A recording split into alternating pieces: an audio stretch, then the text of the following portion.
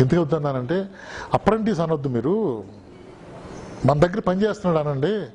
అప్రెంటిస్కి suit case అందిస్తారు. Suit case సామాన్లన్నీ సర్ది సూట్ కేసు అంటే అది పని. జనరల్గా అప్రెంటిస్ ఏంటంటే ఆ ఫైల్స్ అన్ని సర్ది ఆ స్క్రాప్ బోర్డు పెట్టి అది పట్టుకెళ్ళి కారులో సుకుమార్తో పని చేయడం నాకు ఇష్టం లేదు. ఇదే ఎంఏ అంటే 10 మంది పిల్లలకి చదువు చెప్పి మాస్టర్ ఆయన. అతనికి నాకు బ్యాగ్ ఇచ్చి మోయండి అని చెప్పలేను నేను. నేను కూడా చదువుకుని వెళ్ళాను కదా, ఎంకామ్ చదువుకుని వెళ్ళాను కదా. మా గురువు నన్ను మోయించలేదు.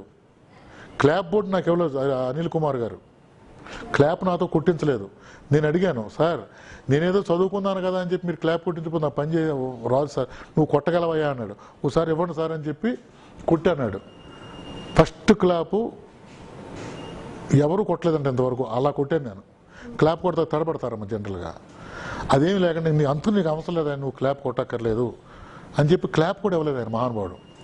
మరి ఆయన దగ్గర నేర్చుకున్నప్పుడు నేను సుకుమార్ తోటి సూట్ కేసు మోయించలేను కదా, అవుదని చెప్పి అప్రెంటిస్ కాదు సార్ మన దగ్గర పనిచేస్తున్నాడు సుకుమార్, ఓకే డైరెక్షన్ డిపార్ట్మెంట్ అని చెప్పి సుకుమార్ నేను ఇట్స్ వెరీ గుడ్ స్పార్క్ అమ్మ, వెరీ గుడ్ స్పార్క్.